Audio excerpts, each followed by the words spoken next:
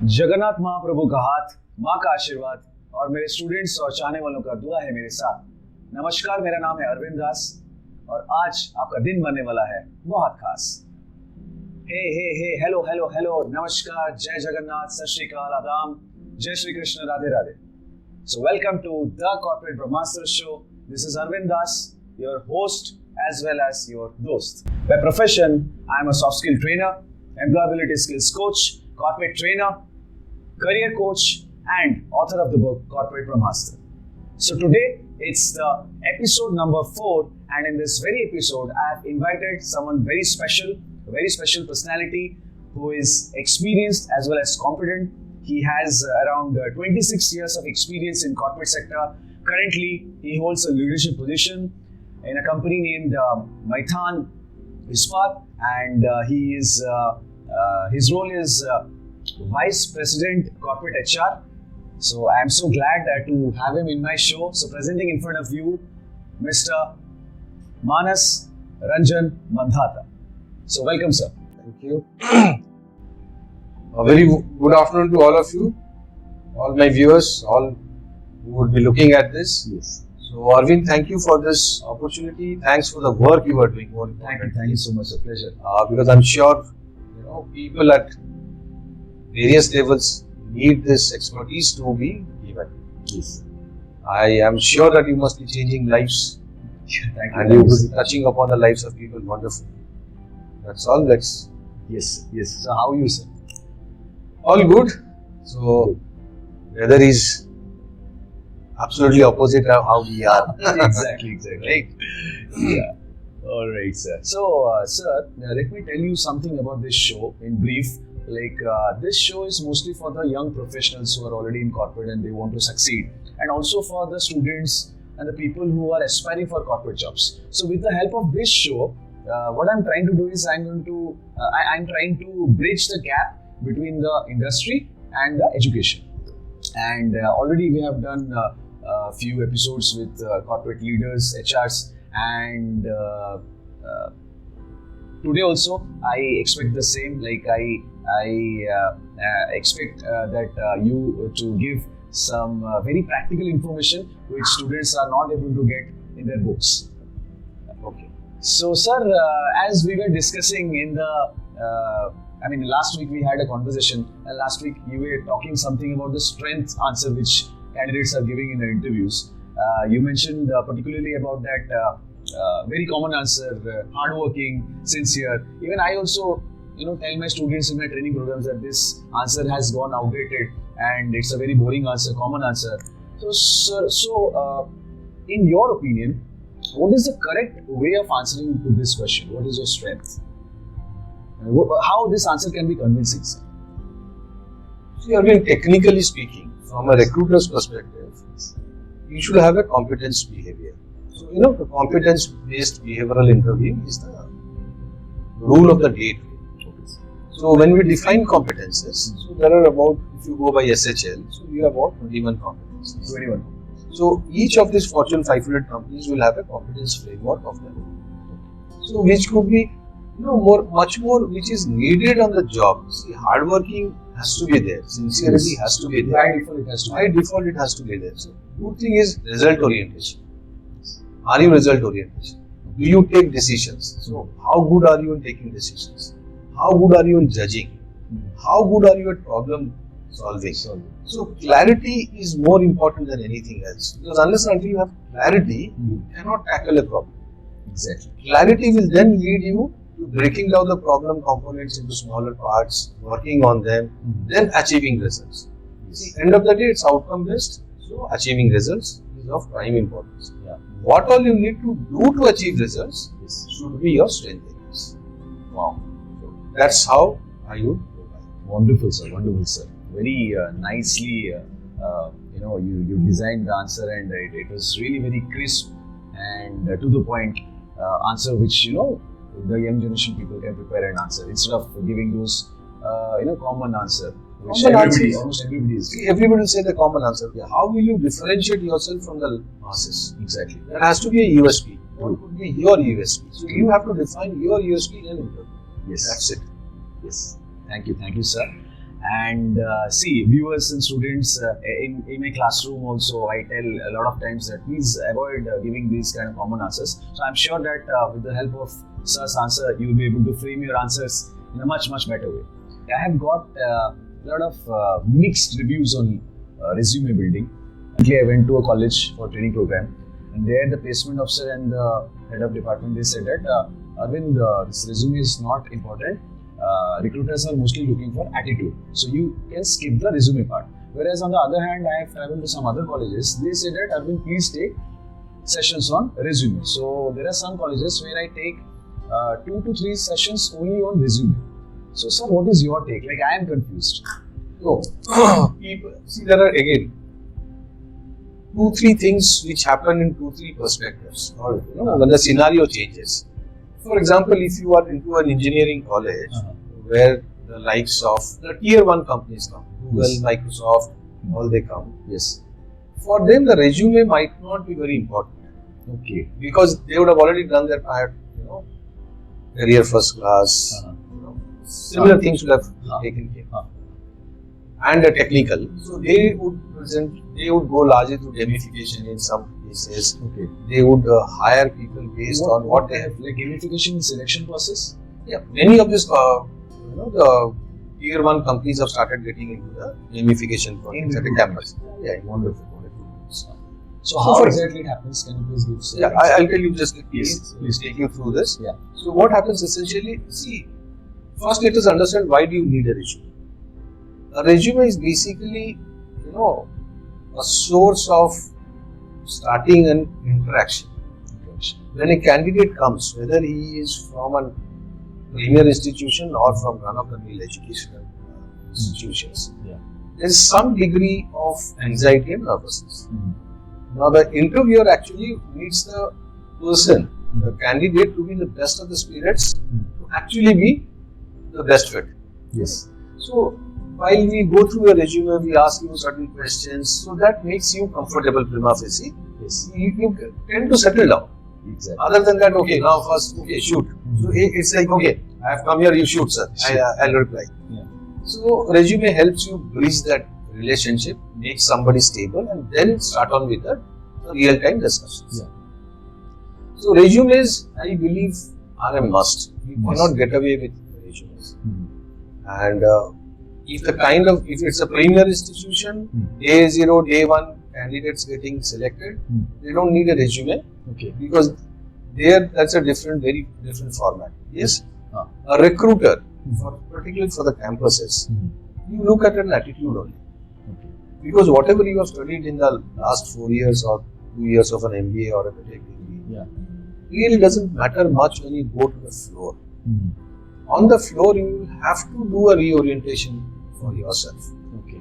Right? You would have studied physics, chemistry, or whatever. Yeah. But then when you go to the job, the applications matter. Correct.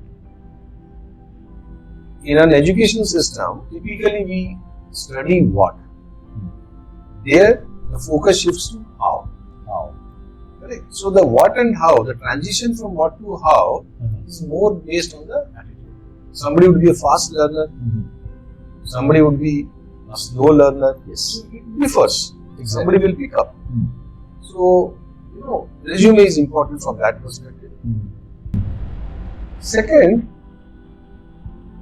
a candidate, for example, if it's a non-premier institution, tier 2 or tier 3, tier 2, tier 3, tier 2, tier 3 recruiters, many a times you will see that, or you will have to essentially do a behavioral interview. That's a must. So to do a behavioral interview, you need to see interviews of 3 to 5 minutes for rejections. Right? In 3 to 5 minutes, how will a candidate prove that he or she is result oriented? Correct?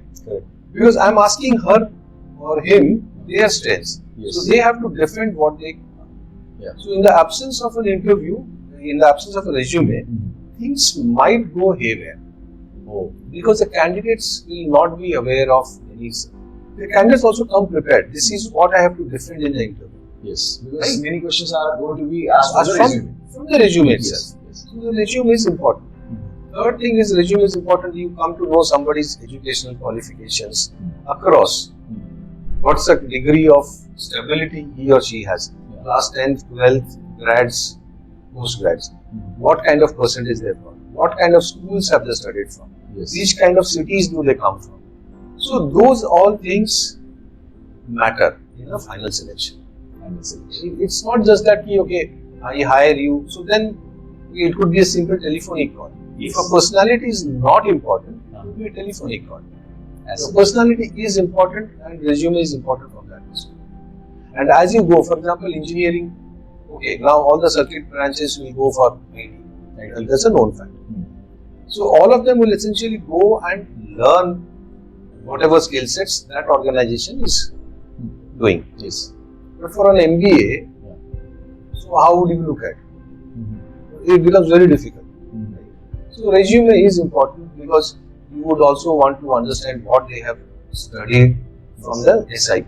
SIP becomes very important because that's the only corporate exposure that things would have. For fresher, SIP is the only exposure. That's how things go on. Now, coming to gamification, now probably many of these companies have started gamification to understand the motor skills. So, for example, how do you navigate through difficult situations? Now, for example, your job is a high stress job. It requires you to absorb a lot of stress. So, you will have gamification. See, good old days, even during through the game, they will judge whether this person is able to handle the stress. So, you have those at also, na? The good old days, you had the thematic appreciation tests where you would be shown a picture and then you will have to state what story can you make out of picture perception. Picture perceptions and all. So, with the advent of technology, so that has gone on to gamification. So, there are many of these, organizations which specialize in giving recruitment solutions based on gamifications. Okay. So, we use gamifications for a couple of critical roles. So, that's how. So, resume is important. Candidates have to prepare their resume.